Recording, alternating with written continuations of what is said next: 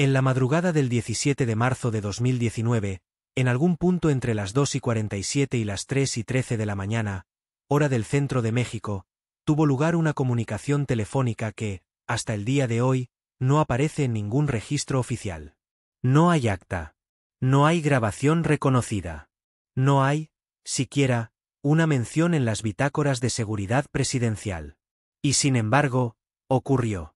Los protagonistas de este episodio son dos figuras que, para quienes conocen la historia política reciente de México, no requieren presentación extensa.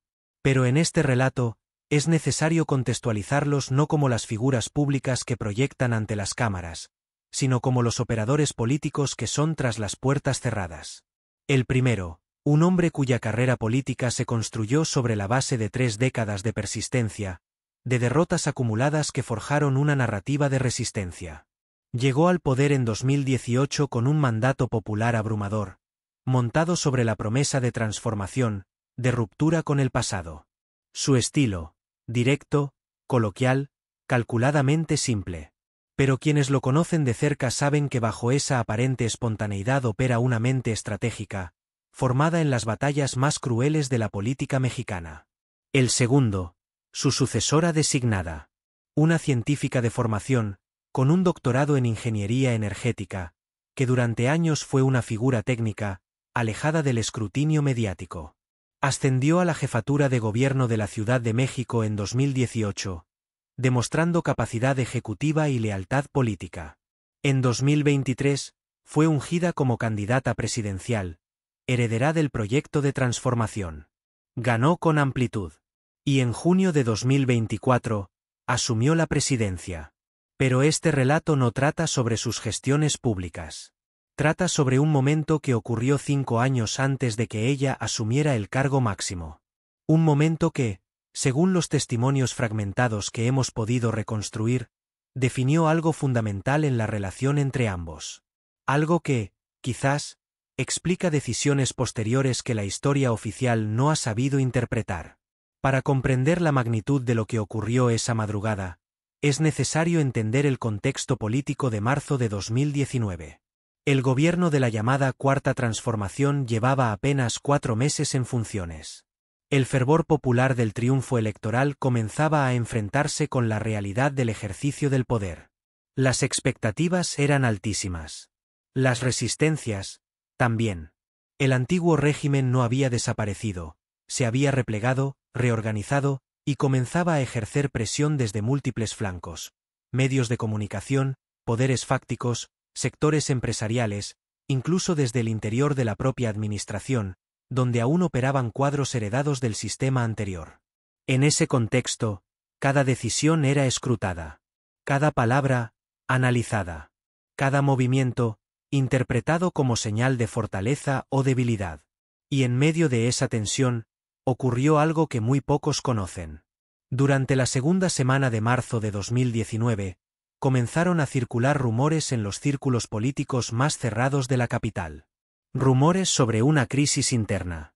Sobre desacuerdos en el gabinete.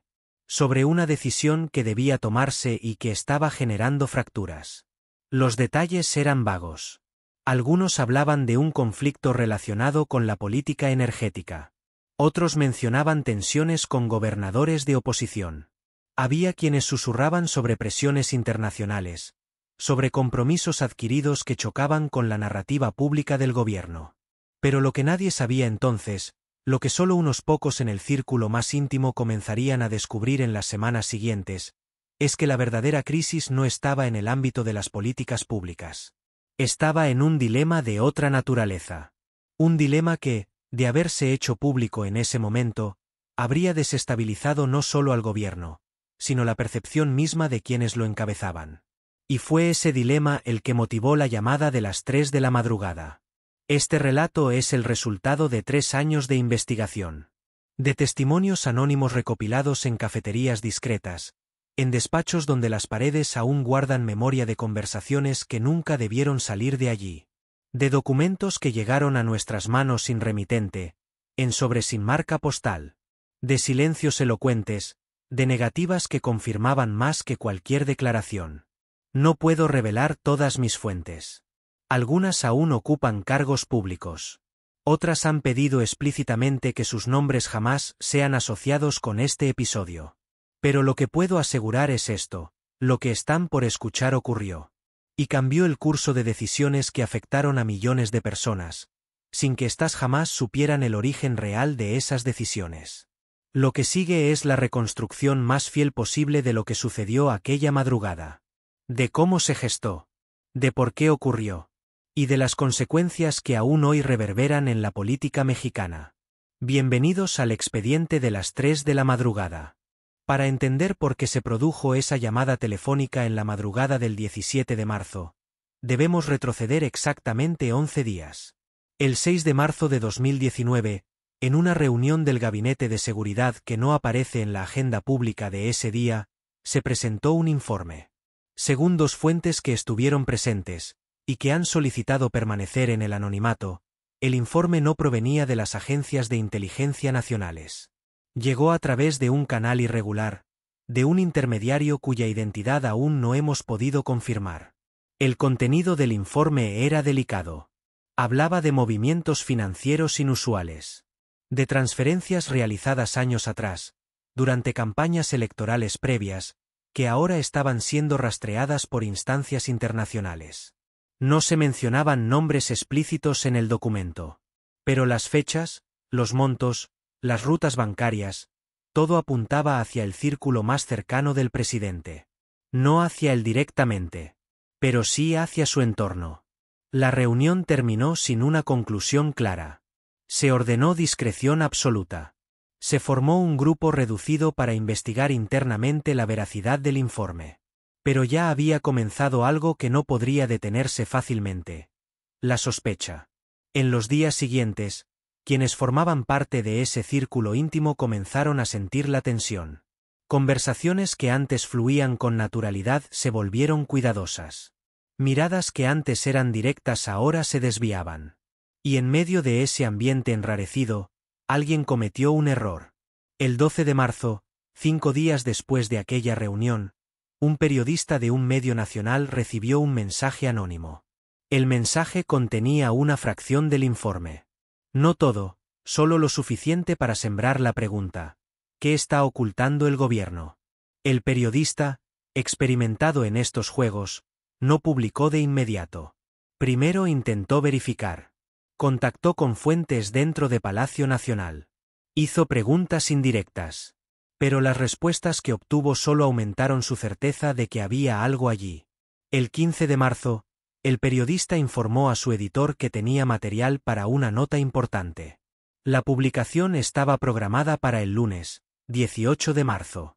Pero alguien, dentro de la cadena de verificación, filtró esa información de vuelta hacia el gobierno. Y así llegamos a la noche del 16 de marzo. Esa noche, el presidente no durmió en la residencia oficial. Según el registro de movimientos, uno de los pocos documentos que pudimos cotejar, se trasladó a una residencia privada en las afueras de la ciudad. Una propiedad que ha sido utilizada en ocasiones anteriores para reuniones que requieren máxima discreción. No fue solo. Lo acompañaban 3 personas. 2 de ellas eran miembros del equipo de comunicación. La tercera era su jefa de gobierno en la Ciudad de México. Según un testimonio que obtuvimos de un miembro del equipo de seguridad que estuvo presente aquella noche, la reunión comenzó alrededor de las 9 de la noche y se extendió hasta pasada la medianoche. El tono era grave. Se discutían escenarios. Se analizaban respuestas posibles. Se calibraba el daño potencial de la publicación inminente. Pero había algo más. Algo que no se dijo explícitamente en esa reunión, pero que todos en la sala entendían. Si el informe completo salía a la luz, no solo afectaría la credibilidad del gobierno. Podría desencadenar investigaciones formales. Podría abrir puertas que llevarían a otros temas, otros episodios del pasado que era mejor dejar en el olvido. Y en medio de esa discusión, se planteó una pregunta que nadie quería formular en voz alta. ¿Quién filtró el informe original? Porque si alguien dentro del gobierno había decidido sabotear desde dentro, entonces el problema no era solo el periodista. El problema era interno. Y eso lo cambiaba todo. La reunión terminó sin una decisión definitiva. Se acordó que cada uno regresaría a su domicilio, que durante la madrugada se pensaría con claridad, y que al amanecer se tomaría una resolución. Pero lo que ocurrió en las horas siguientes nadie lo anticipó. A las 2:30 de la madrugada, uno de los colaboradores más cercanos al presidente recibió una llamada. Era de un contacto en el medio periodístico. La nota no saldría el lunes. Saldría esa misma mañana, en la edición digital, a las 6 de la mañana. Habían adelantado la publicación. El colaborador intentó comunicarse de inmediato con el presidente. No respondió.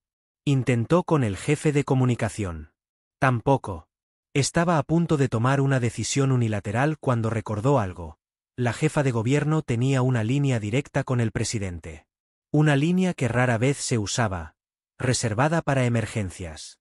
Y entonces, a las 2:47 de la madrugada, marcó el número de ella. Reconstruir los detalles exactos de lo que ocurrió durante esa llamada ha sido uno de los mayores desafíos de esta investigación. No existe grabación oficial. No hay registro en los sistemas de telecomunicaciones gubernamentales, lo cual en sí mismo es un dato revelador. Sugiere que se utilizó una línea personal, no institucional. Lo que sabemos proviene de 3 fuentes distintas, cuyos testimonios hemos cruzado y verificado en la medida de lo posible. La primera fuente es un miembro del equipo de seguridad personal de la entonces jefa de gobierno. Esta persona, que actualmente ya no forma parte del servicio público, nos relató que aquella noche ella había regresado tarde a su domicilio oficial en la Ciudad de México. Estaba agotada. Las luces de su habitación se apagaron poco después de las 2 de la madrugada. A las 2:47 de la madrugada, su teléfono personal vibró. No era una llamada al dispositivo oficial. Era al número que solo unas pocas personas conocían. Según este testimonio, ella tardó unos segundos en reaccionar. Cuando tomó el teléfono y vio el identificador, supo inmediatamente que algo grave había ocurrido. Respondió sin decir nada. Solo escuchó. La segunda fuente es alguien que, en aquella época, formaba parte del círculo de asesores más cercanos al presidente. Esta persona nos contó que, pocas horas después de aquella madrugada, tuvo una conversación con él en la que éste mencionó, casi de pasada, que había tenido que hacer una llamada difícil durante la noche. No dio detalles entonces. Pero meses después, en una conversación más privada, confió que aquella llamada había sido uno de los momentos más complejos de su carrera política. Palabras textuales que esta fuente recuerda con claridad. La tercera fuente es un documento. Un documento que llegó a nuestras manos de manera anónima, sin contexto, sin explicación. Es una transcripción parcial, mecanografiada, sin firmas, sin membrete. No podemos asegurar su autenticidad absoluta. Pero los detalles que contiene coinciden con lo que otras fuentes nos han relatado de manera independiente. Según esa transcripción, la llamada duró 26 minutos. Los primeros 3 minutos fueron una exposición rápida, casi atropellada, de la situación. El colaborador que había contactado a la jefa de gobierno le explicó: la nota saldrá en horas. No hay tiempo. Necesitamos una decisión. Necesitamos hablar con él. No responde. Ella pidió 1 minuto. Colgó. Y entonces, a las 2:51 de la madrugada, ella marcó directamente al presidente. Él respondió al segundo tono. Lo que sigue es la parte más difícil de reconstruir, porque aquí las versiones se vuelven más fragmentarias. Pero hay elementos consistentes en todos los testimonios. La conversación no comenzó con formalidades. Comenzó con una pregunta directa de ella: ¿lo sabías? Un silencio. Y luego, la respuesta: sabía que podía pasar. No sabía que sería tan pronto. Según la transcripción, durante los siguientes minutos ambos analizaron los escenarios posibles. No había tiempo para verificar quién había filtrado. No había tiempo para investigaciones internas. Solo había una pregunta práctica: ¿cómo responder cuando la nota se publique? Pero entonces, en algún punto de esa conversación, ocurrió algo que cambió el tono. Ella planteó una posibilidad que, al parecer, nadie más había considerado. ¿Y si no respondemos? La idea era contraintuitiva. En política, no responder suele interpretarse como culpa. Pero ella argumentó algo distinto. Si responden de inmediato, le dan peso a la nota. Si montan una defensa elaborada, generan la impresión de que hay algo que defender. Pero si simplemente dejan que la nota salga, sin reacción oficial, sin declaraciones, sin desmentidos, el ciclo noticioso seguirá adelante. Porque en un gobierno donde cada día trae un nuevo tema, la atención pública es efímera. Es una estrategia arriesgada. Pero tenía lógica. Según el testimonio de la segunda fuente, el presidente consideró la propuesta durante varios segundos. Y luego dijo algo que quedó grabado en la memoria de quienes lo escucharon después. Si hacemos esto, necesito que entiendas algo.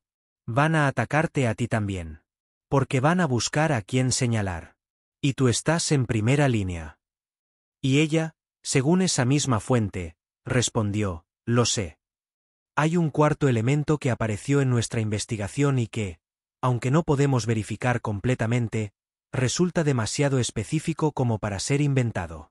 Uno de nuestros informantes nos relató que, durante esa llamada, hubo un momento en el que la conversación se volvió mucho más personal. Un momento en el que dejaron de hablar como operadores políticos y hablaron como dos personas que se conocían desde hacía años, que habían compartido derrotas y victorias, que entendían los costos del poder de una manera que pocos pueden entender. Y en ese momento, él le preguntó, ¿por qué lo haces? Tú no tienes por qué cargar con esto. Y ella, después de una pausa, respondió algo que nuestro informante recuerda palabra por palabra, porque si no lo hago yo, ¿quién lo hará? No sabemos si esas palabras son exactas. No podemos confirmarlo. Pero lo que sí sabemos es que, a las 3:13 de la madrugada, la llamada terminó. Y que cuando amaneció, ambos ya sabían lo que iban a hacer. A las 6:17 de la mañana del 17 de marzo de 2019, la nota se publicó. El titular era cauteloso, como suelen serlo los medios cuando no tienen todos los elementos. Surgen cuestionamientos sobre financiamiento de campañas anteriores. El contenido era más específico. Citaba el informe. Mencionaba las fechas. Insinuaba conexiones. Pero no hacía acusaciones directas. Era, en términos periodísticos, una nota de banderazo. Una nota diseñada para provocar una reacción oficial que, a su vez, generaría más material para el seguimiento. Pero la reacción no llegó. A las 7 de la mañana, durante la conferencia matutina del presidente, una rutina diaria que se ha convertido en el principal canal de comunicación del gobierno, no hubo mención alguna al tema. Los periodistas presentes esperaban que alguien preguntara. Pero nadie lo hizo. O quienes lo intentaron no fueron seleccionados para tomar el micrófono. A las 9 de la mañana, los principales medios de comunicación comenzaron a replicar la nota. Pero sin declaraciones oficiales, sin reacciones, el tema no tomaba la forma de crisis que muchos esperaban.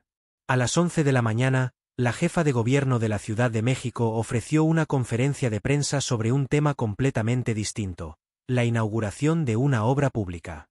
Al final, un periodista le preguntó sobre la nota. Ella respondió con una frase breve, casi desinteresada, no tengo información sobre ese tema. Mi enfoque está en la Ciudad de México. Y eso fue todo.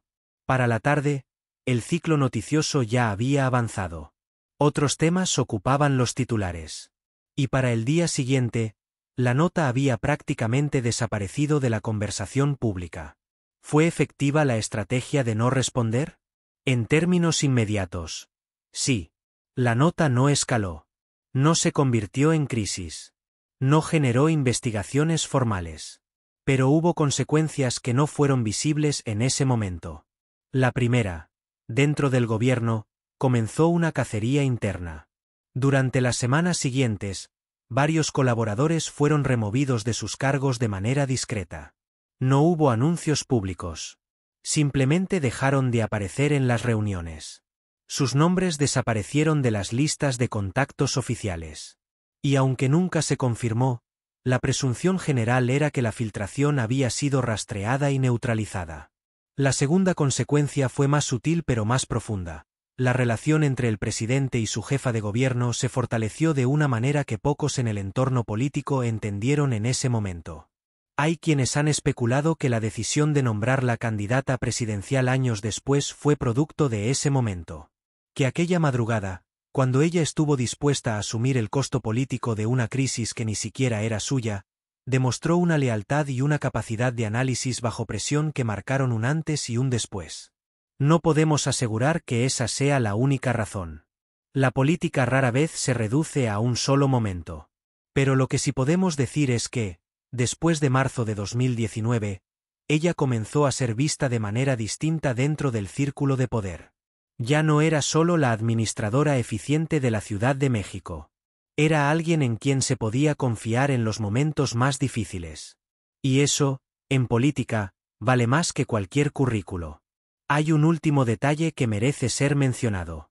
6 meses después de aquella madrugada, en septiembre de 2019, el medio que publicó la nota original cerró su departamento de investigación. Oficialmente, fue por reestructuración financiera. Pero varios de los periodistas que trabajaban allí nos han dicho, extraoficialmente, que recibieron presiones. No del gobierno directamente, sino de anunciantes, de accionistas, de fuerzas que operan en las sombras y que tienen sus propias agendas. ¿Fue una represalia por la nota de marzo? No lo sabemos. Pero el timín resulta, cuando menos, sugerente. Como historiador, mi trabajo no es juzgar. Mi trabajo es contextualizar, interpretar, buscar patrones. Y cuando analizo el episodio de la llamada de las 3 de la madrugada, veo algo que trasciende la anécdota particular. Veo una manifestación de cómo se ejerce el poder en el México contemporáneo.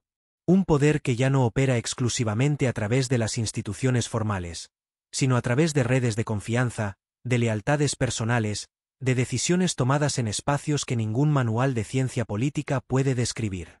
Este episodio me recuerda a otros momentos de la historia mexicana donde las grandes decisiones se tomaron no en el Congreso, no en el gabinete oficial, sino en conversaciones privadas que solo años después salieron a la luz. Pienso en 1988, cuando tras el controversial proceso electoral, hubo llamadas nocturnas entre actores políticos que definieron el rumbo del país sin que el público supiera que se estaba negociando realmente. Pienso en 1994, durante la crisis política y económica, cuando decisiones que afectaron a millones se tomaron en reuniones de las que solo quedaron rumores y testimonios contradictorios. Pienso en 2006, en los días posteriores a otra elección disputada, cuando el verdadero poder se ejerció no desde los tribunales sino desde negociaciones que jamás se documentaron oficialmente. La llamada de las 3 de la madrugada se inscribe en esa tradición. Una tradición de poder informal, de decisiones que ocurren en los márgenes de lo institucional. Pero también revela algo más, la importancia de la confianza en política. Porque lo que realmente estaba en juego aquella madrugada no era solo una nota periodística. Era la pregunta de quién, en momentos de crisis, está dispuesto a dar la cara. Quién está dispuesto a asumir el costo. Quien entiende que el poder no es solo tomar decisiones, sino también asumir las consecuencias de esas decisiones. Y en ese sentido, lo que ocurrió entre el presidente y su futura sucesora fue una prueba. Una prueba que ella pasó. Desde una perspectiva más amplia, este episodio también nos habla de cómo la política mexicana ha evolucionado en la era digital. Porque hace 30 años, una nota como la que se publicó en marzo de 2019 habría tenido un impacto devastador. Habría dominado los periódicos durante semanas. Habría forzado investigaciones, renuncias, crisis de gabinete. Pero hoy, en un ecosistema mediático fragmentado, saturado de información, donde cada día trae una nueva controversia, es posible dejar que una nota simplemente se desvanezca. Es posible apostar a que la atención pública es tan efímera que incluso un escándalo potencial puede ser absorbido por el ruido. Esa es una realidad nueva. Y es una realidad que los actores políticos han aprendido a usar a su favor. La estrategia de no responder, que en otro contexto habría sido interpretada como debilidad, en este nuevo ecosistema puede ser una forma de fortaleza. Porque obliga a los medios a seguir adelante sin el combustible de la polémica oficial. Es cínico, quizás. pero es efectivo. Y eso nos lleva a una pregunta más profunda. ¿Qué tipo de democracia estamos construyendo cuando los momentos decisivos ocurren en llamadas de madrugada que nadie documenta? ¿Cuando las crisis se gestionan no con transparencia sino con silencio estratégico? No tengo una respuesta definitiva. Pero creo que es una pregunta que merece ser formulada. Han pasado más de 5 años desde aquella madrugada de marzo. La jefa de gobierno que recibió esa llamada es ahora la presidenta de México. El hombre que la hizo ha concluido su mandato y se ha retirado, al menos formalmente, de la vida política activa. La nota que amenazaba con convertirse en crisis quedó enterrada en los archivos digitales de un medio que ya no existe en su forma original. Y sin embargo, las consecuencias de lo que ocurrió esa noche siguen resonando. Porque cada vez que vemos una decisión política que parece inexplicable, cada vez que nos preguntamos por qué alguien fue elegido para un cargo en lugar de otro, cada vez que observamos lealtades que desafían la lógica aparente, deberíamos recordar que detrás de lo visible, hay conversaciones que nunca sabremos. Hay llamadas a las 3 de la madrugada. Hay momentos en los que el curso de la historia se define no en los grandes escenarios públicos, sino en la intimidad de una decisión compartida entre dos personas que entienden el peso de lo que están haciendo. Este relato no pretende ser la última palabra sobre aquel episodio. Quedan preguntas sin respuesta. Quedan testimonios que no pudimos verificar. Quedan documentos que probablemente jamás saldrán a la luz. Pero lo que sí podemos decir con certeza es esto. En la madrugada del 17 de marzo de 2019, mientras la mayoría de los mexicanos dormían, dos personas tomaron una decisión que cambió el rumbo de eventos que afectarían al país durante años. Y aunque no sepamos todos los detalles, aunque probablemente nunca los sepamos, vale la pena recordar que la historia no solo se escribe en los libros oficiales. También se escribe en las sombras. En las conversaciones que nadie graba. En las decisiones que nadie documenta. Y a veces, en las llamadas que nadie debía hacer. Este ha sido el relato de las 3 de la mañana. El secreto que compartieron Sheinbaum y Harfuch. Un capítulo más en la historia no escrita del poder en México. Pero no el último. Porque siempre, en algún lugar, a alguna hora de la madrugada, hay conversaciones que cambiarán el curso de los acontecimientos sin que la mayoría lo sepa jamás. Y esa, quizás, es la verdadera naturaleza del poder. No lo que se dice en público, sino lo que se decide en privado. No lo que se documenta, sino lo que se confía. No lo que aparece en los archivos, sino lo que permanece en la memoria de quienes estuvieron allí. Y a veces, en las llamadas que nadie debía hacer. En las conversaciones que nadie debía saber. En los secretos que solo dos personas comparten. Porque al final, la historia la escriben quienes tienen el valor de confiar cuando todo está en riesgo. Y aquella madrugada de junio, dos personas demostraron tener ese valor. Pero dejemos algo muy claro. Algo que quizás incomode a algunos. Esta historia plantea una pregunta incómoda sobre la naturaleza de nuestro sistema político. ¿Cuántas decisiones que afectan a millones de ciudadanos se toman en conversaciones privadas que nunca sabremos? ¿Cuántos pactos, cuántas lealtades, cuántas estrategias se definen en llamadas de madrugada mientras el pueblo duerme creyendo que sus gobernantes rinden cuentas solo a través de instituciones transparentes? Porque seamos honestos, esta no es una historia sobre valentía. O al menos, no solo sobre eso. Es una historia sobre cómo el poder real funciona muy distinto a como nos dicen en las clases de educación cívica. Es una historia que revela que, detrás de las conferencias de prensa, detrás de los informes oficiales, detrás de toda la parafernalia democrática, las decisiones que realmente importan se toman en espacios donde ningún ciudadano tiene acceso. Donde ningún periodista puede preguntar. Donde ninguna institución puede supervisar. ¿Y saben qué es lo más perturbador? Que probablemente sea inevitable. Que quizás, en el mundo real del ejercicio del poder, estas conversaciones privadas, estos acuerdos no escritos, estas confianzas construidas lejos de los reflectores, sean necesarias para que las cosas funcionen. Pero eso no significa que debamos conformarnos. Que debamos aceptarlo como natural. Porque cada vez que una decisión crucial se toma en la oscuridad, cada vez que un pacto se sella sin testigos, estamos cediendo un pedazo de nuestra capacidad como ciudadanos de supervisar a quienes nos gobiernan. La llamada de las 3 de la mañana es un símbolo. Un símbolo de todo lo que ocurre y que nunca sabremos. De todas las conversaciones que definen nuestro destino colectivo sin que tengamos voz ni voto. Y si esta historia los incomoda, si les genera preguntas, si les hace dudar de lo que aparece en las versiones oficiales, entonces cumplió su propósito. Porque la historia real, la que verdaderamente importa, no está en los libros de texto. Está en los archivos que permanecen sellados. En los testimonios que se dan bajo condición de anonimato. En las llamadas que nadie grabó. Y en los secretos que solo unos pocos comparten. Si quieren seguir descubriendo estas historias, estas verdades incómodas que el poder prefiere mantener en silencio, suscríbanse a este canal. Denle like si creen que merecen conocer lo que realmente ocurre mientras ustedes duermen. Compartan este vídeo con quienes también se atreven a cuestionar las versiones oficiales. Porque mientras más seamos los que exigimos transparencia, los que no nos conformamos con las narrativas construidas, menos podrán decidir por nosotros en la oscuridad. La próxima vez que vean una conferencia de prensa, una declaración oficial, un informe gubernamental, pregúntense, ¿qué es lo que no me están diciendo? ¿Qué conversaciones ocurrieron antes de esto? ¿Qué llamadas de madrugada definieron lo que ahora me presentan como una decisión transparente? Porque el poder no teme a quienes aceptan sus relatos.